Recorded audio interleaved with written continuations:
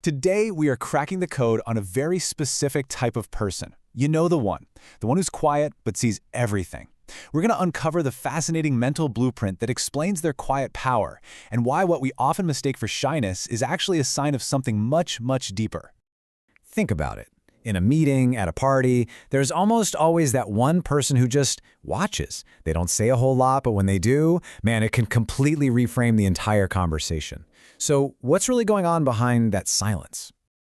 Our brains tend to fill in the blanks with our own assumptions. We see their silence and we think, oh, they must be shy, or maybe they're being rude, or even they're probably judging all of us. But the psychological reality, it's something else entirely. They aren't being passive at all. They're actually deeply engaged in processing information, observing all the unspoken cues, and carefully regulating their own responses. And that's really the crucial point here. Their silence isn't a void. It's not a sign of disinterest. Psychology shows us that it's actually a sign of intense mental processing. They're not just hearing the words you're saying, they're analyzing the meaning behind them. Okay, so let's go inside that mind. This first part is all about the incredibly active inner world of the observant person and the hidden dialogue that's pretty much always running. So, at the very heart of this is a powerful cognitive tool called metacognition. It literally means thinking about your own thoughts. Now, for a highly observant person, this isn't some abstract concept. It's their default setting. Their silence is an empty space. It's more like an active workshop where they're not just listening, they're stress testing their own beliefs against what's being said before they even think about speaking. And this right here is what that internal workshop actually looks like. They're running this constant quality control check on themselves, asking things like, wait, why do I actually believe this? Or, could my own bias be shaping my opinion right now? And this rigorous internal process, well, that's exactly why, when they finally do speak, their contribution is often so clear, so logical, and so impactful. Another key trait is their mastery of emotional regulation. And you know what it all comes down to? One simple but incredibly powerful action: the pause. It's this deliberate, thoughtful gap between a stimulus and their response. And this illustrates the difference perfectly. See, most people operate on an instant reaction, right? That's driven by the emotional part of the brain. But that pause, that little moment, lets the observant person switch over to their thinking brain.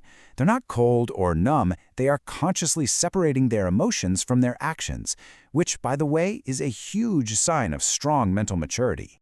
All right, let's move on and see how all of this affects their social life. In our next section, we're going to explore the social energy equation and get into why certain interactions can be just so draining for them.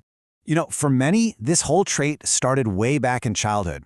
They were often the easy child, the one who learned really early on to be low maintenance. If you grew up in a situation where you needed to avoid drama, you naturally became a skilled observer, sensing all the little emotional shifts just to keep things stable. And as an adult, that translates into an almost supernatural ability to read a room. Now, that same heightened awareness that helps them read a room, well, it also explains their legendary struggle with small talk. Their brain is just wired to hunt for patterns and prioritize meaningful information. It's exactly why they might forget your name, which their brain just flags as an arbitrary label, seconds after meeting you, but they'll remember the subtle vulnerability you shared in a story 2 months ago. This chart does a brilliant job of showing that mental calculus. Just look at where the energy goes. Deep conversation and meaningful tasks completely dominate. It's not that they're trying to be difficult or antisocial when they steer clear of small talk. They are simply running an energy cost analysis and fiercely protecting their limited mental bandwidth for what truly matters to them. So, if any of this is starting to sound familiar, if it's resonating with you, this final section is for you. Let's reframe all of this, not as a weakness, but as what it really is: a unique and powerful strength, a quiet superpower. I really want you to let this sink in, especially if this whole explainer has felt like you're looking in a mirror. You are not weird, you are not broken, and you are not too much or not enough. The simple truth is, your mind is like a high-performance engine that rarely gets to idle. It is constantly working, analyzing, connecting dots that other people don't even see. It's processing the world on a level that can feel like both a gift and, let's be honest, a burden. But please, know this. That unique way of being, your ability to see beneath the surface, to understand the unspoken, to respond with true consideration, that is a profound strength. It's a precision instrument that was forged and sharpened in silence. And this brings us to the most crucial point of all.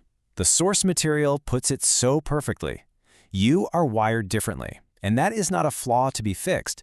It is your greatest power. So I'll leave you with this question. Now that you have a better understanding of this mental blueprint, whether it's your own or maybe it's someone you know, how will you use that knowledge? How will you leverage that quiet power?